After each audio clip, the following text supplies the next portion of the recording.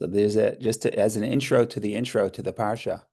There's a saying from I forget which one. I should know this for one of the Chabad rabbis that's written in Hayom Yom, which is the first book that the Rebbe wrote, even before he was officially the Rebbe, and it has a Hasidic saying for each day of the year. It's like a calendar. And then one of the days of this week, it says as follows, that the first parsha of the Torah, Bereshit, begins is very optimistic, but it ends on a very sad note. Beginning is creation, everything is beautiful. God sees the world, it's great, it's unbelievable. But it ends with the verses that say how the whole world turns corrupt. So you start with positivity, you start with optimism, and you go to negative. Second parsha begins with the negative, it's the flood. But at the end, it's sort of optimistic because you already start seeing it mentions the birth of Abraham. And then it says the third parsha of the Torah, which is this parsha, is a truly uplifting parsha because every day of the week we can celebrate and live and learn from and connect to Abraham and Sarah. So that's the greatest joy, the greatest optimism of the three. So in that sense, we're getting it's a new story. We're getting to Abraham and Noach were sort of universal figures. And Adam and Noach are sort of universal figures. And Abraham is the beginning of the Jewish story. Now, that doesn't mean to say that Abraham does not have a relationship with the rest of the world, or that the Jewish people don't have a mission to the rest of the world. So we can talk about that. But certainly the Jewish story starts in the beginning of this parsha when God tells Abraham to get on the go, to get on the move and travel and journey. And this will be the story of this week and next week. There's two parshas in the Torah that are dedicated exclusively to the life of Abraham and Sarah. Okay, so that's the introduction to the introduction. Now, as is our custom, we will share the parsha in a nutshell, and we'll get sort of a summary. I'm not going to say the summary, but a summary of the parsha, and then we can see what we want to get into.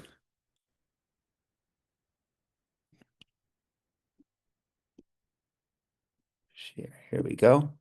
Okay, the name of the parsha.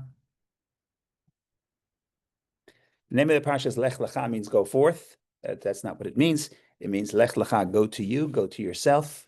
We could talk about that as well. But it means go forth, and is found in Genesis chapter 12, verse 1. Okay, God speaks to Abraham. I'm sorry, to Abraham. His name is not Abraham yet. God speaks to Abraham, commanding him, go from your land, from your birthplace, and from your father's house, to the land which I will show you. There, God says, he will be made into a great nation. Abraham and his wife Sarai, that's her name at the time, accompanied by his nephew Lot, journey to the land of Canaan, where Abraham builds an altar and continues to spread the message of a one God. So he got to the land of Israel, well, later becomes Israel. A famine forces the first Jew to depart for Egypt, where beautiful Sarai is taken to Pharaoh's palace.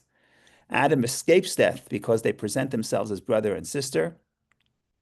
A plague prevents the Egyptian king from touching her and convinces him to return her to Abraham and to compensate the brother revealed as husband with gold, silver, and cattle. Back in the land of Canaan, Lot separates from Abraham and settles in the evil city of Sodom, where he falls captive when the mighty armies of Kedar Laomer and his three allies conquer the 5 cities of the Sodom Valley. Abraham sets out with a small band to rescue his nephew, defeats the 4 kings, and is blessed by Melchizedek, king of Salem. In brackets, they write Jerusalem because it's probably Jerusalem, even though the word Jerusalem does not appear in the 5 books of Moses. But it obviously does in the Tanakh, in the Bible, but not in the 5 books of Moses. But here's the closest. Melchizedek, king of Shalem, which is the last 3 letters of Yerushalayim. In any case, God seals the covenant between the parts with Abraham, in which the exile and persecution, the galut, of the people of Israel is foretold, and the Holy Land is bequeathed to them as their eternal heritage. Still childless 10 years after their arrival in the land, Sarai tells Abraham to marry her maidservant Hagar. Hagar conceives, becomes insolent toward her mistress, and then flees when Sarai treats her harshly. An angel convinces her to return and tells her that her son will father a populous nation. Yishmael is born, is Hagar's son. Yishmael is born at Abraham's 86th year. 13 years later, God changes Abraham's name to Abraham, father of multitudes, and Sarai is to Sarah, princess. I don't think princess is the right word, but I think Sarah is like a minister, mistress or minister, and promises that a son will be born to them. From this child, whom they should call Isaac, which is will laugh, will stem the great nation with which God will establish his special bond. Abraham is commanded to circumcise himself and his descendants as a sign of the covenant between me and you. Abraham immediately complies, circumcising himself and all the males of his household. So this is the story. You see, it's not so short, even in the nutshell. It's not so short. There's a lot to talk about, a lot to think about. I guess the question is where to begin. We'll begin at the beginning. The question is where's the beginning and why that's the beginning. But there's a journey. Just to sort of close the journey for a second, just to sort of show how. What's interesting is Abraham tells God tells Abraham, Lech Lecha, go to you to the land that I will show you. Where is the land that I will show you? Doesn't say Canaan. Doesn't say where the land is. Now, even when he gets to the land of Canaan, God says, which we know that's going to be the land, God says, he doesn't say this is the land that I will show you. He doesn't say, okay, you reach your destination. He doesn't say that. He says, well, it's implied. He says, I will give this land to your descendants. So if I'm Abraham, I say, yes, of course. Okay, so this is the land, right? Because God says the land that I will show you. He's journeying all the way from Haran, which is in Turkey, and he travels all the way down. He's going southwest, and he comes to Canaan, which is later become Israel, and he comes into the land, and God says, this is the land, this land I will give to your descendants. So I, the reader, assume that that's the meaning of the beginning, the land that I will show you. That's true. But if you think about it, and this is a comment from the Kli Yakar, who's the 16th century interpreter and sage and Kabbalist and great author and one of my favorite commentaries. And he says like this, if you look at this, a beautiful observation.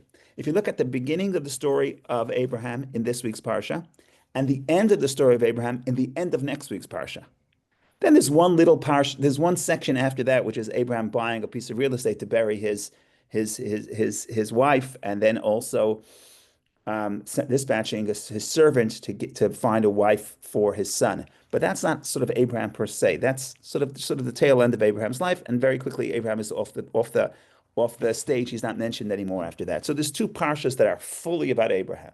So now that phrase, "Go to the land that I will show you," begins in the beginning of the story of Abraham, which is in the opening statement of this parsha, but it's also at the end of next week's parsha. Where is that? When it comes to the final test of Abraham, we know Abraham was tested many times. The Mishnah says Abraham was tested 10 times, and he passed all 10 tests. Now, we're Jewish, so we know there was 10 tests, but it's confusing. What are the 10 tests? So there's disagreement. We know there are 10. The question is, how do you classify? By the way, it's very similar to the idea that we know there's 613 commandments in the Torah. Okay, everyone knows, everyone agrees, it's written in the Talmud. What are the 613 commandments? What classifies as a commandment? Oh my God, there's a whole genre of literature to figure out what are the 613 commandments, and there are many disagreements. So we know there are 613. What they are, okay, we'll figure it out. There's disagreements. Same thing here. We know there are 10 tests. What the 10 tests are, there's different ways of classifying. But the point is that there's 10 tests. The final test is the most difficult, the binding of Isaac. Now, if you look at the binding of Isaac, how does it start? So that's the end of next week's parsha. So to the end of the Avram reaching the epitome of his connection to God. What does it say there? God speaks to him, and he says, Lech Lecha El Eretz HaMoriah, same word as the name of this week's parsha. Go to you, to the land of Moriah, which is the Temple Mountain. Doesn't say exactly to the region. And then raise them as an offering on one of the mountains, which I will show you. Very, very similar. In the beginning of this parsha, it says, Lech lecha, travel to yourself. We could talk about what that means, travel to yourself or travel for you. But at the beginning of the parsha, and it doesn't say where, it says till where I will show you. And at the end of the story of Abraham, the ultimate journey of Abraham, again, it says travel to one of the mountain, to you, travel to you, Lech Lecha. It's the only time those phrases are used with Abraham, the beginning and the end, so it's sandwiched. And then it says, if you want to see it in the Torah, if you want to see it in the art scroll, it's on page. So the first time it appears is, I'll show it on the screen in a minute, hopefully if we have time. The first time it appears is page 55. Hashem said to Abraham, go for yourself. Okay? Go for Lech Lecha. And then he says at the end of that verse, the end of on page 55, verse 1, the end of, so it starts, go for yourself. And the end of the verse is to the land that I will show you. And then you skip two parshas, the full parsha of this week, and then you go to the next parsha. And what do we get? The beginning of the final story, page 101. And it happened after these things. Okay, what does he say? Verse 2. So I'll read verse 1, but I'm trying to get to verse 2. And it happened after these things that God tested Abraham, and he said to him, Abraham, and he replied, here I am. And he said, please take your son, your only one, whom you love, Isaac, and go. Okay, they don't translate it properly here. But Lech Lecha, and go to you. That's the name of this week's parasha, Lech Lecha. Here they translate it as go, go, but it's really Lech Lecha, go to you. It's the same translation. To the land of Moriah, bring him up there as an offering upon one of the mountains, which I will show you. So the Kli Yakar says you got to listen carefully. Don't just read, listen carefully. That same phrase, Lech Lecha, go to yourself, which only appears in two places. And the idea that he's not telling him where to go is very strange. Someone says, you go, please go somewhere. Where am I going to go? I'll show you. It doesn't really matter. Get into the car, start driving, which is usually doesn't work. I go into the car. The first thing, what's the address? I have to put into my GPS, right? You don't just start journeying. People don't do that. But that's what God tells Abraham, both in the beginning and at the end. So it's clear that this is a sandwich. Says the Kli Yakar, God is, in this week's parsha, God starts the journey. And he says, start journeying to the land that I will show you. Where's the land that I will show you? The land that I will show you ultimately is the Temple Mountain. It's not just Israel. It's that spiritual level that you're going to get to on the ultimate test of the 10th test at the end of your life or later on in your life. So it's not just, so Israel is a general space, but it's not like God said, this is the land. It's still a journey, and this journey is still going, and the journey begins in this parsha and ends at the end of next week's parsha. So I thought that's beautiful because it's a spiritual journey, and it starts here, but it goes on for decades. We're going to come back to this point about the journey and what the journey means to us. So hang on, don't go anywhere, please. At least for another few minutes. Okay, now we have to find the text so we could start looking at the text and start thinking. But in the meantime, if anyone has comments or questions or disagreements or observations, please share. Or jokes or anything else. What are we at? We are Genesis chapter 12. Just want to make sure I'm getting the right. Oh, good. Chabad has a new translation of the Torah that I don't like. So I have to make sure I'm finding the old translation, which is also in Chabad, but they hide it. So, okay. This is the beginning of the Parsha, chapter 12. Genesis chapter 12. If you want to look at the art scroll, like I said, art scroll is going to be on page, what was it, 55 or something? 55. So we're going to read a verse or two, and then we'll ask a few questions, which is going to pull us into the story where we need to be. Make it bigger because I'm getting old, hard for me to read. Okay. And the Lord said to Abraham, go forth from your land and from your birthplace and from your father's house to the land that I will show you. Okay, God says, travel to the land that I will show you. Fine, wonderful. There's nothing, I mean, it's radical that God comes to speak to you, but okay, people do migrate. It does happen. It has happened before. Okay, verse 2. And I will make you into a great nation, and I will bless you. And now I will aggrandize your name, and you shall be a blessing. We're not done yet. Number 3. And I will bless those who bless you, and the ones who curse you, I will curse. And all the families of the earth shall be blessed in you. Rashi says that means when anyone ever wants to bless their child, they say, if only you should be like Abraham. Now, was this, by the way, was this verse fulfilled? Did Avram become a great name? More than half the population of this planet know about Abraham. Well, more than half know about. More than half of the population of this planet see themselves as the spiritual children of Abraham. Right? And probably many more know about Abraham. So yes, I think these verses have been at least we're moving toward. Yeah, became a great nation. He was a nobody. He was sitting in some place in first in Iraq and then in Turkey. God says, if you take this journey, you're going to become a great people. Okay, that's a wonderful story. It's so nice. It's so nice to read about our patriarch. But then the commentaries say, what is going on here? There's a missing piece to the puzzle. What is the missing piece? Um, Nachmanides is the one who eloquently brings out the question. And he says as follows. He says, this makes no sense.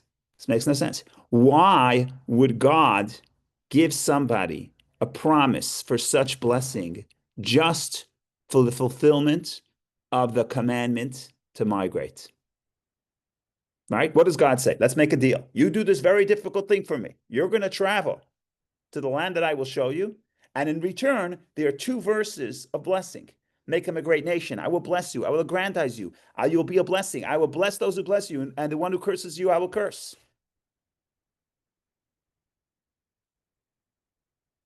Um, for what? Why? Because he traveled? That's why he gets all this reward? What's the big deal about traveling? Why is that something that deserves a promise and a blessing and reward? Why such a great reward for an act which is maybe not comfortable? Not everybody likes to move, but many people have moved. What's the big deal? That's Nachmanides' question. But he's not just moving; he's just going somewhere he doesn't even know there or where. So it's a sign of trust, complete trust. Okay, So I'm not disagreeing with you. It's more than moving, but nevertheless, to this extent, to these blessings, for essentially for moving, essentially, God will let they tell you where to go. Okay, so you're adding a dimension. You're saying it's very hard psychologically to leave when you don't know your destination. Fine, but it has happened before. People know, going out west. The what do they call them? The pioneers, they're going out west. They don't know what they're going to find. They go. And then hopefully things will be good. It's difficult. The winters are difficult, but you go. And it's happened before. My point is it's happened before, right? It's not like this. You want to talk about a blessing, the 10th plague, Abraham being the 10th plague, the 10th test, Abraham being prepared to offer his son, his only son to God. Okay, now I understand. You want to tell me that, by the way, we use that. We use that all the time. We constantly remind God, you remember what Abraham did for you. Keep that, so remember who we are. Remember that merit for his descendants. To the extent that some people say that's the reason why we sound the shofar in Rosh Hashanah. Is what the Torah tells us to sound the shofar. The problem is the Torah doesn't tell us what is the significance of the shofar. So maybe it's obvious, it's a wake-up call.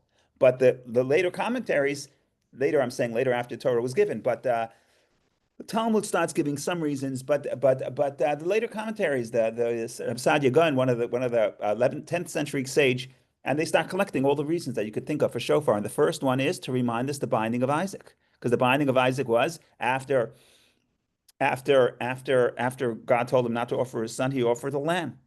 So the shofar of the ram reminds us of the shofar of Isaac and of the binding of Isaac, and that's why the custom is that we take a shofar of a ram, even though there are other shofars that are kosher. So in other words, we tell God whenever we need help, say, God, remember the binding of Isaac. We say it all the time. We say it in the Rosh Hashanah prayer as well. Remember the binding of Isaac. We don't say, remember our ancestor Abraham moved from Mesopotamia to Israel. Big deal. Millions of Jews moved from I don't know where, from everywhere to Israel.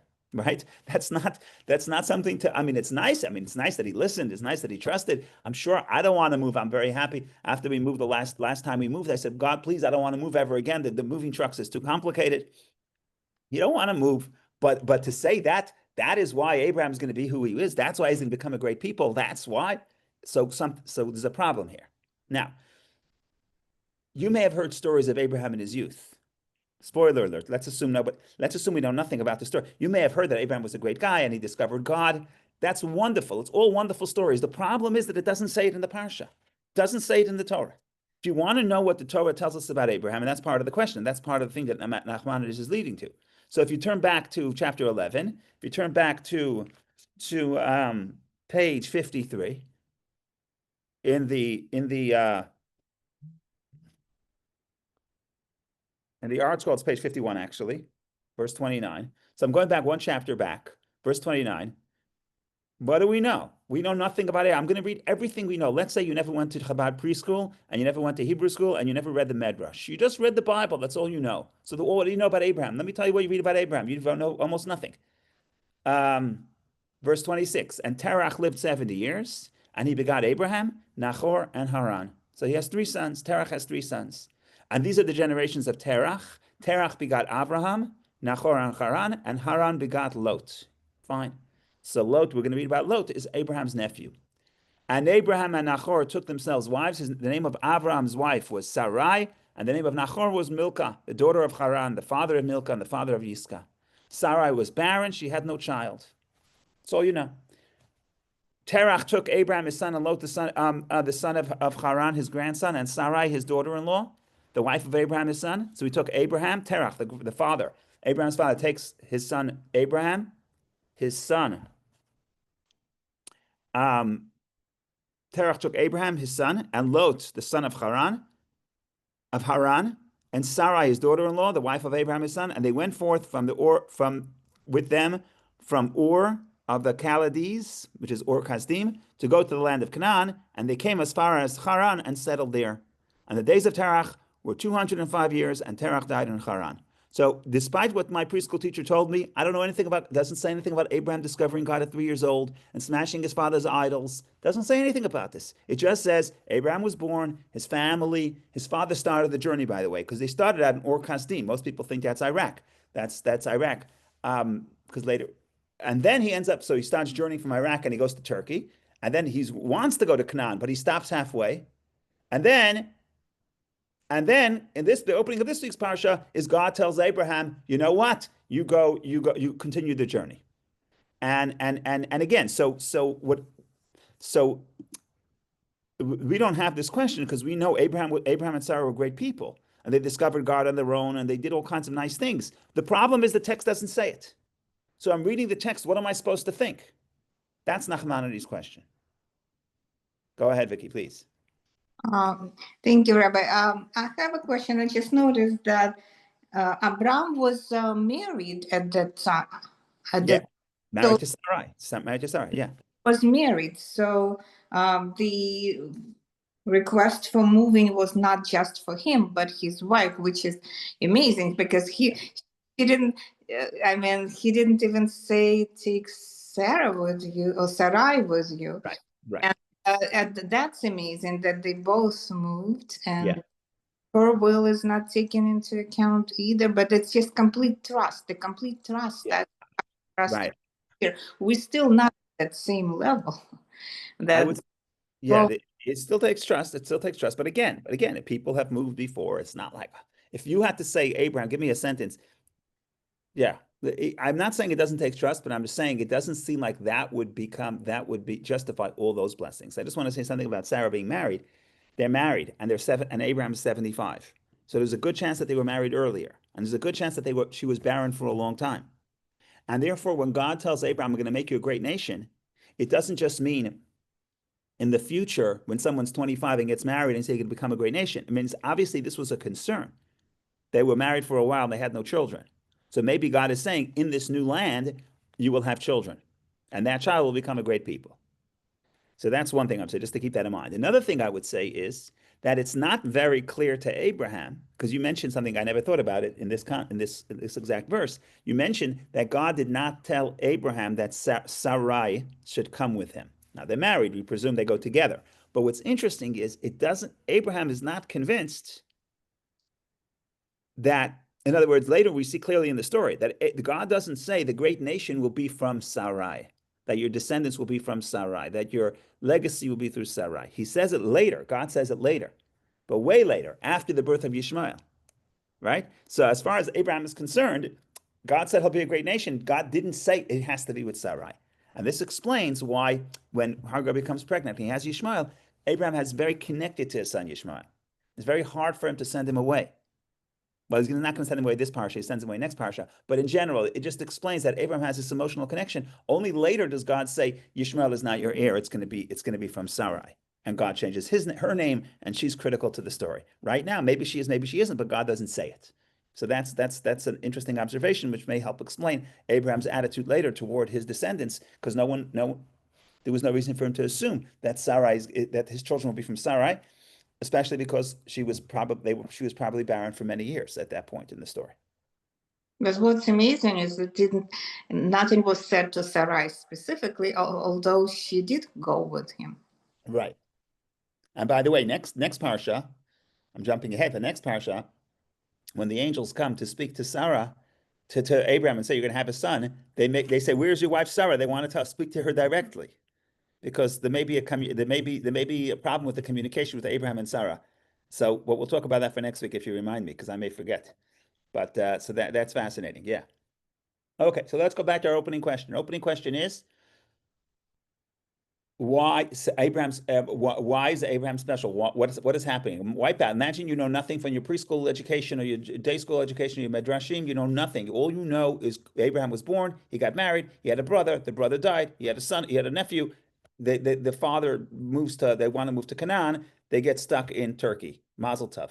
And then God says, "Go from Turkey to Israel." Oh my God, I'm going to make you this great people. It's going to be crazy. So what do we do with this? In other words, in other words, the Torah starts when he's 75 years old. Torah says clearly in our parsha, Abraham was 75 years old when he left Haran. The beginning of his life is not written explicitly, and the question is why. But before we figure out, we have to figure out what's. So we're going to answer that question eventually, but I've got to build this up a little bit. So I want to go. I wanted to talk about this for a long time, but I was waiting for this parsha to come. When you talk about biblical interpretation, and you say, what is the straightforward interpretation? So there's all kinds of ways of interpreting the Torah. Every verse is supposed to have 70 interpretations. Generally speaking, there's 4 levels of interpretation. You have the straightforward, the pshat, the simple interpretation, and then you have remez, things that the verse alludes to. Then the drush is sort of expounding meaning, and then the sod is the mystical meaning. Okay, sounds relatively straightforward. The most difficult thing to understand is pshat. What is the simple meaning of the verse? Right? Everything else, every other genre, you could say, okay, what the genre? How do you define pshat? How do you define the simple meaning of the verse? And it's not a simple matter, and many people debate this. Many people have been debating this for a long time. For example, the most famous and the greatest interpreter, not interpreter, commentary on the Torah is Rashi. Rashi is in the 11th century. His name was Rabbi Shlomo Yitzchaki. He writes the commentary that becomes the most important Jewish commentary on the Torah. And where does he get it from? Well, a lot of stuff he gets from the Medrash. We'll talk about that in a second. The bottom line is, and he writes his commentary, and in his commentary he says, I am here only to tell you the pshat. I'm not here to tell you mysticism. I'm not here to tell you Talmudic narratives. I'm here to tell you just the pshat. That's all. And he says it a few times he doesn't have an introduction. Most biblical commentaries have an introduction. He doesn't have an introduction, but in the first parsha of the Torah, in Bereshit, he says a few times, Ani lo bati ela lipshuto mikra. I have not come. I only came to explain the simple, straightforward interpretation. That's what Rashi says. Now, the later classic commentators didn't agree with Rashi on many specific points. Some of them didn't agree that Rashi is in this business of saying pshat. Like Rashi, you say you're only here to do the simple interpretation. You're not here. You're not doing any simple interpretation. You're giving the rabbinic interpretation, which rabbinic interpretation is not always the straightforward interpretation. And the most famous one is the Ibn Ezra. He's a Sephardic interpreter, very important one as well. And he says, Rashi, you're pshuta shemikra, you're the simple meaning. He says, you give 1 in 1,000 of your interpretations are pshat, are straightforward. Meanwhile, Rashi himself says, what do you mean? Everything I'm saying is straightforward, right? So that leads to a whole question of what is the meaning of simple, straightforward meaning, right? It's not so simple. It's not so simple to define what is the simple meaning.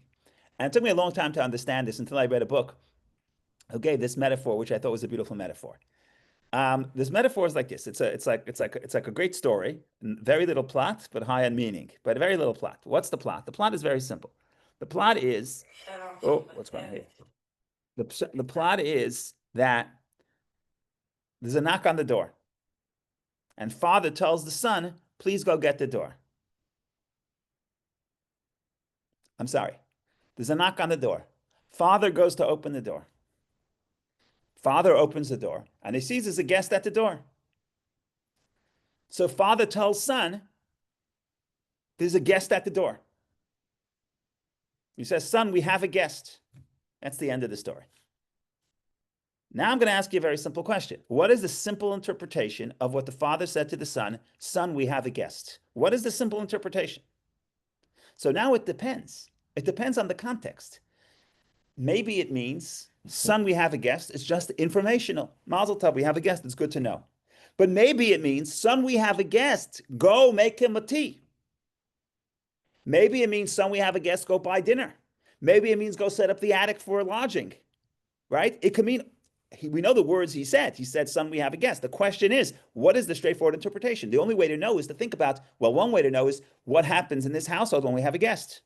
If we have a guest and we take out the chocolate cake, then when father tells the son, son, we have a guest, he means go take out the chocolate cake. Now, he didn't say take out the chocolate cake. So imagine Rashi says, son, we have a guest. Commentary, please take out the chocolate cake. So Ibn Ezra says, what are you talking about? Who mentioned chocolate cake? But Rashi would say, that's the simple interpretation. Obviously, you have to understand the context and the culture. And son, we have a guest means, please take out the chocolate cake. So that's a metaphor to what Rashi is trying to do, because Rashi says, sometimes I bring medrash, but I only bring medrash when the verse itself forces me to do so. And there's a case in point, and I want to show it you right here before we get to the whole story of what I call the missing biography. The missing biography is 75 years of missing from Abraham's biography. Where did they go? Why is it hidden? But before that, I just want to show you what Rashi does and how he does it. And this is case in point. Sometimes Rashi says interpretations, and you look at it and you say, this is not the straightforward interpretation. But you have to then think about something in the text is forcing him to say, there's a missing piece here, and you have to add this. Because otherwise, you're going to read the story when the father says to the son, son, we have a guest, and you're going to think it means, son, you have a guest, continue sitting on the couch with your feet up, reading the novel. No, that's not what it means. It means, son, we have a guest, please go and get chocolate cake. So, case in point, this is a little bit technical, but it's important because we're starting a new cycle of the Torah. We want to think the big picture. What is Rashi doing here? And Rashi himself says, I gave the straightforward interpretation and the medrash, which medrash is not pshat, it's not straightforward, it's not this immediate, obvious interpretation. It's not the obvious interpretation, but I'm giving you the obvious interpretation, which is consistent with the straightforward interpretation. And elsewhere he writes, sometimes he says, the verse itself tells me, insert medrash. Even more strong. This verse says nothing other than insert a medrash. In other words, the verse itself forces you, the simple interpretation forces you to give a non-literal interpretation. In other words, the verse itself tells me clearly it means go get the chocolate because we have a guest is not information. It's not just the meaning is not just we have a guest. I mean that's obvious. The kid has eyes; he can see, right? So we have a guest means we please get the chocolate cake out of the freezer and put it in the microwave. Okay. So let's look at Rashi for a second and see how Rashi addresses this problem that Nachmanides addresses. Remember, one of the differences between Rashi and Nachmanides and later commentaries, I personally think that this is one of the reasons why Rashi becomes so popular, because Rashi is concise. He doesn't ask questions. Nachmanides has 4 paragraphs on this. Rashi has 3 sentences. He doesn't ask the question explicitly. Most times he just gives the commentary. Sometimes he asks the question explicitly, but most times he doesn't even do that. He relies on you to figure out what the question is. So this question of why Abraham, why was Abraham chosen, Rashi doesn't address it in this parsha. But let's go back to what Rashi says on last parsha about Abraham, and then we'll see where the hidden story is hidden. We're going to look at verse 28. So these are the generations of Terach. Terach begot Abraham, Nachor, and Haran begot Lot. And Haran died during the lifetime of Terach, his father, in the land of his birth, in Ur of the Chaldees. In other words, Haran died young. Doesn't say he died young. He says in the face of his father, on the face of Terach, his father. You could say in the lifetime of his father. It means he died young. But we say he died when his father was still alive, and we emphasize that point. So let's see what Rashi is going to do with this, and how Rashi is going to pull in the backstory of Abraham's life and insert that right in here, so that when you get to next parsha and you hear Abraham, you know this is a man with a history. And even though the verse doesn't say it, the Medrash says it, and see how Rashi says how it's alluded to in the verse. So here we go. Says Rashi, and Haran died during the lifetime of his father. I'm going to make it a little bigger because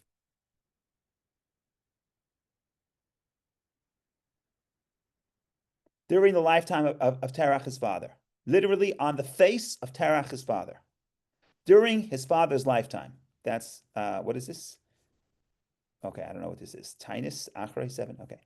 And the Medrash Agada, so the simple meaning is he died when his father was still alive in the lifetime of his father. Says Rashi, the Medrash Agada, Genesis Rabbah, the Medrash tells us that he died on account of his father. Ah, when it says he died on the face of his father, it means he died because of his father. What does that mean?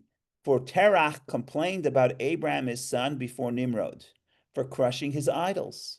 Nimrod is the king of Babylon. Nimrod is the king, we read about him in last parsha, I don't want to go there with the Tower of Babel. Nimrod is the king of Babylon. And Terach goes to Nimrod and he says, my son is smashing my idols. So he, Nimrod, cast him, Abraham, into a fiery furnace. And Haran sat and thought, if Abraham is victorious, I am on his side. If Nimrod is victorious, I am on his side. When Abraham was saved, they said to Haran, whose side are you on? Haran said to them, I am on Abraham's side. They cast him into the fiery furnace and he was burned. This is the meaning of Ur Kasdim, literally the fire of the Chaldees. That's one interpretation. This is Menachem, which is the Machberet, and other people say Ur means not fire, but valley, but we're not going to get into that right now. The bottom line is like this. What Rashi is saying is something radical. Rashi is saying, when the verse says innocently, Haran died during his lifetime of his Terach, his father, it means he died because of his father.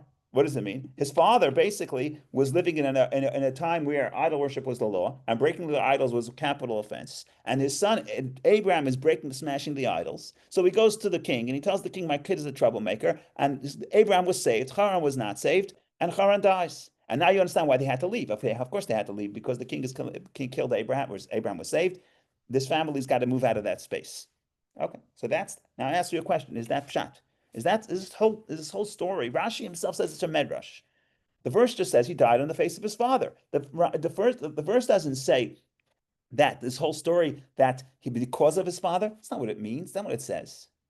But something is telling Rashi, you must insert the story. You must say that this verse is alluding to their early history. What is that? What's forcing Rashi to say that?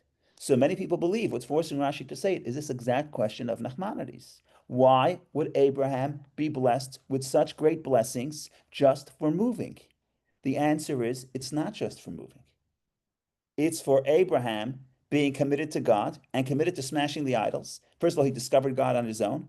Then he was willing to risk his life to teach people about monotheism.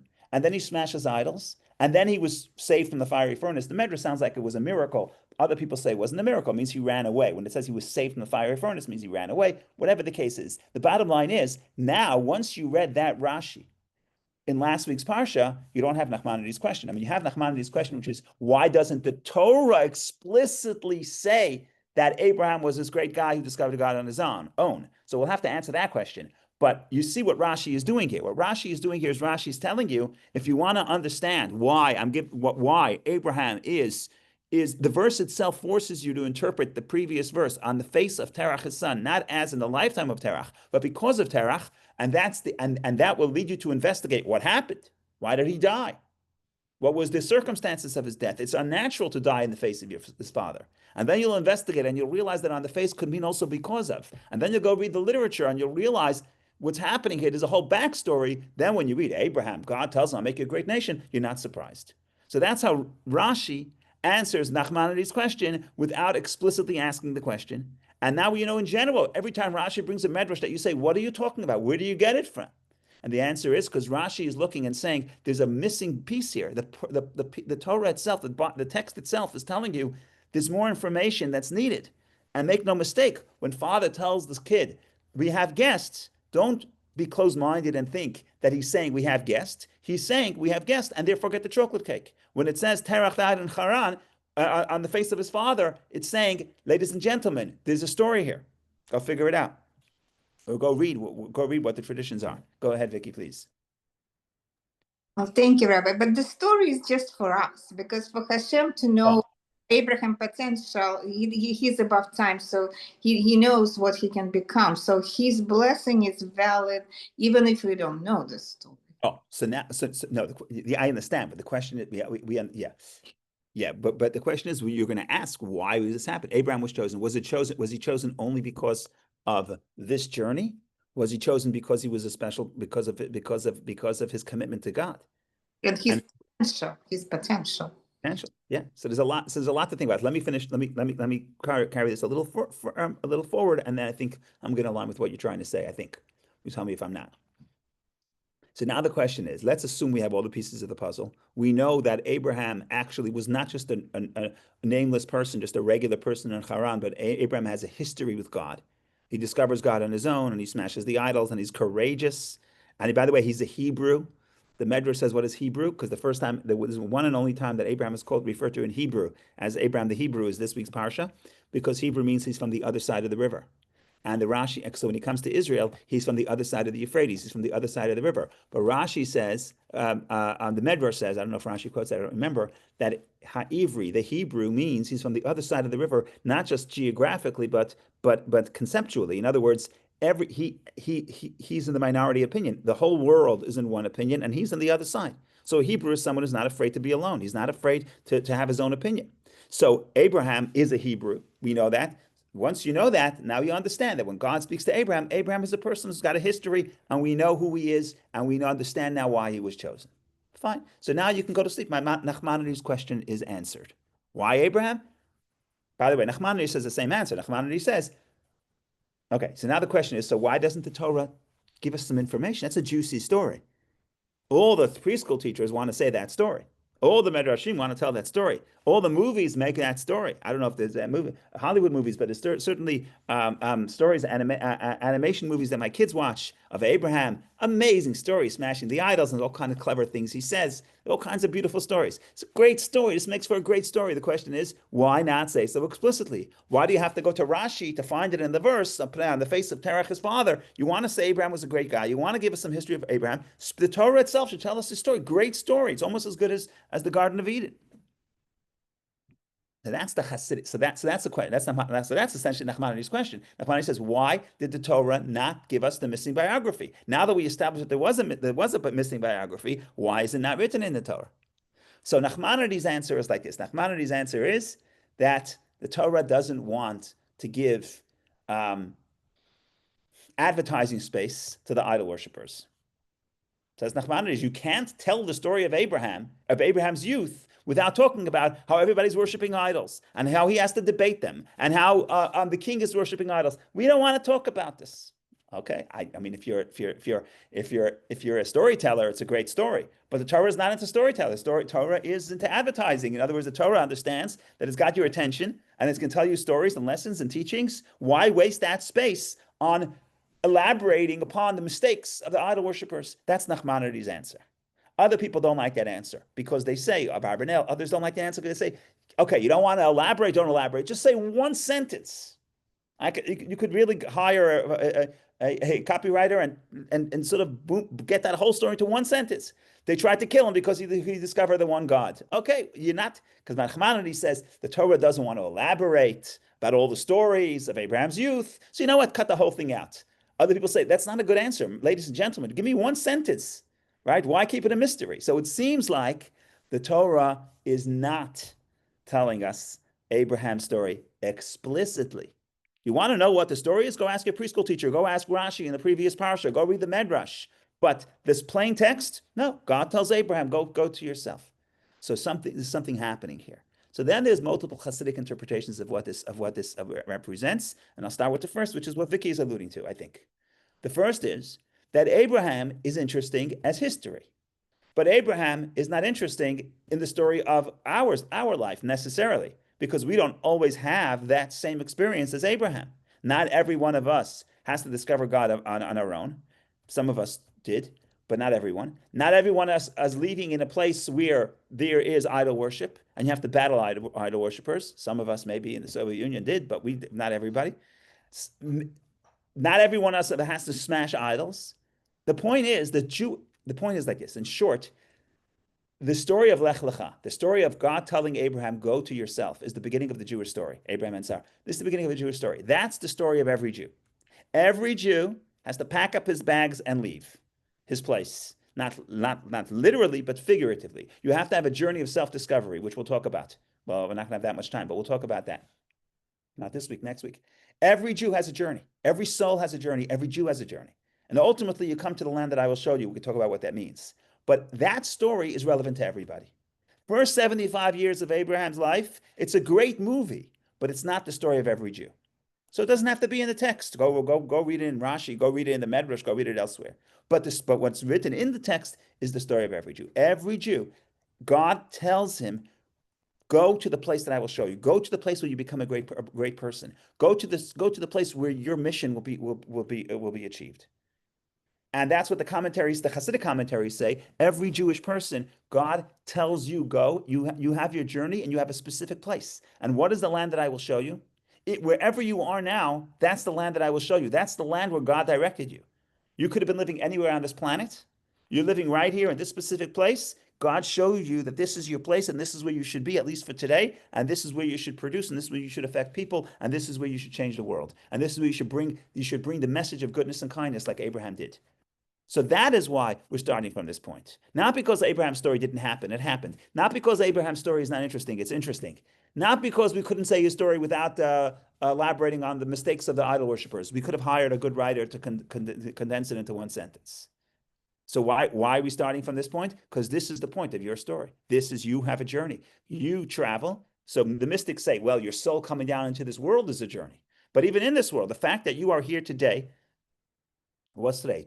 Tuesday, October 28th, 2025 at 12:51 p.m. At least that's what my computer says. The fact that you're here where you are today, that's your journey. This is the land that I will show you. This is God telling you, you have business to take care of right here, not just physical business, but spiritual business as well. And that's why we started this story. So that is one interpretation, basic interpretation, nice interpretation, inspiring interpretation, but we're going to give one more. And then maybe we'll stop early today because there's so much to say. If I start continuing, I don't know what to say next in 3 minutes, but okay. So here's the next interpretation. Next interpretation is very powerful. This is from the Rebbe's commentary. This is very powerful stuff. What happens if you open the Bible and you read the story of Abraham and you say, Abraham was 3 years old. He started asking questions about, I see a beautiful world. I see order in the world. I see the seasons changing. I see the days. I see the sun and the moon going, the cycle of the sun and the moon. I see too much order. Who's in charge of this order? Can't be the idols because there has to be someone who created those forces of nature. So Abraham starts asking the questions, and ultimately he discovers God. He starts asking questions at 3 years old, but he discovers God at 40. In other words, at 40 he gets his full maturity of understanding God. So if you had that story in the Bible, and then when he's 75, God says, go and travel. Okay. So what's your takeaway? Your takeaway is that the foundation of a Jew's relationship with God is intellectual, like Abraham, because that was Abraham. Abraham's beginning of Abraham's relationship with God was intellectual. He asked the right questions, right? You're not going to get to the right conclusion if you're not asking the right questions. So he asks the right question, the unpopular questions, the uncommon questions. Nobody asks some of the most obvious questions people don't want to ask because they want to appear sophisticated and they don't want to shake up the conventional order of things. So sometimes you have to be someone who is a little bit strange or unusual, or a prophet, or a child, to ask certain very deep questions, which get to the heart of existence. Because adults, they don't really like asking such questions. So Abraham's asking the right questions. And he reaches the right conclusion, which is everything has been told is incorrect, and there's got to be a oneness and order, a source of everything in this world. So, but the bottom line is it's intellectual inquiry that is the foundation, philosophical inquiry and philosophical understanding, which is the foundation of the Jew's relationship with God. So yeah, you have to do mitzvot. Yeah, God tells you to eat matzah on Passover. You have to eat matzah on Passover. But what's the foundation of my relationship with God is intellectual. That's what would happen if that would be the Abraham story. So what does the Torah do? The Torah specifically de-emphasizes the stories of Abraham and puts it in the footnote in Rashi or in the Medrash. And the Torah says what you have to know is Abraham's foundational connection to God is fulfilling the commandment. God says do something and he does it. And that is very powerful because our connection to God also happens yes, we have a mitzvah to understand and to study Torah, and that's what we're doing right now, but that's not the foundation. Because if your foundation to relationship with God is intellectual inquiry, you're missing out on the story, and I'll tell you why in a minute, hopefully. The foundation is the mitzvah. And what is mitzvah? Mitzvah means commandment, but mitzvah means connection, and they work together. So the issue is like this. God is infinite. God is undefined. It's impossible to know God. No matter how smart you know, no matter how much of the sciences you know, you're not really grasping God because God is beyond the capacity to understand. So yes, it's a mitzvah to know God. It says it in Deuteronomy, you should know today, take it to your heart, try to understand God. But understand that the limitations of your tools, you only have the human mind, and the human mind is, by definition, is finite. By definition, you can't grasp the infinite. That's what, for example, the Zohar says. The Zohar says, God, no mind can grasp God, but God can be grasped by the heart. You can feel a connection. You can have faith. The heart can grasp God. The mind cannot grasp God. No mind can grasp you. So you have to understand, but like the Jewish philosopher said, the ultimate wisdom is to know that we don't know God. Right? That's the ultimate wisdom. So what are we saying here? Well, what is the wisdom? How do we create the connection? How could the finite and the infinite meet? Impossible. The finite person cannot connect to the infinite on his terms. It's impossible. The only way the finite can connect to the infinite is if the infinite gives him the ladder. If the infinite, God says, if you do this mitzvah, here's where I'm going to meet you. I'm showing up to you. You can't go to God. He has to come to you because you're finite and he's infinite. So the mitzvah is the connection, is the commandment, and the commandment is the connection. So of course it's important to understand the connection to God and why we do it and make everything make sense, because otherwise it's not internalized within the person. And that's why the greatest mitzvah is Torah study, which includes study and knowledge of as much as we can understand about godliness, because that's for internalization, because we're intellectual people. So for us to really connect to it, it has to be, for us to feel connected to it, we have to really grasp it and understand it. But that's secondary. That's not the foundation, and that's not what makes the connection. What makes the connection can never be made and established by intellectual inquiry, because we could never grasp God. You could search for God, you can get a certain understanding of God, but ultimately, if you want to connect to God, God has to come to you and say, here's the commandment, you follow this, here's where we're meeting. You show up to this time and space, this is where the meeting point is. And that's what a mitzvah is, and that's the story of Abraham and Sarah. Starts not with intellectual inquiry, even though that was their history, but that's not our story. Our story is, first of all, everyone is on a journey. No matter where you are in life, you are on a journey. And no matter where you are, it's because God sent you here. But nevertheless, so that's lesson one. And lesson two is same story. So the different lesson is that the connection is not based on intellectual inquiry. It's based on fulfilling the commandment. And that's why for us, you don't say, I'm not going to do a commandment. I don't understand it yet. Why should I light candles? I don't know what it means. Why should I eat matzah? I don't understand it. I don't connect to it. I don't appreciate it. No. You first do the mitzvah, because that's the foundation of the connection, where the infinite and the finite meet. Because the infinite says, if you do this in this specific way, I'm showing up. It's not logical. That's the whole point. Logic is not going to do it. Now, once you do the mitzvah, now you want to understand, you want to learn. Mazel tov, it's a great thing to do. So that, ladies and gentlemen, is the story in short. Most of what we said today, we said based on not what is written, but what is not written. So we studied today, going to go home and say, what did you study? We studied the verses that were not written. Okay, only we can do that, but that's okay. God willing, next week we'll continue the stories of Abraham. So maybe we'll go a little bit back and start and do some of the stories of this week to contrast this week and next week. So I'm very excited. Thank you for joining. Everyone should have a wonderful day, and we should see each other in good health. Thank you.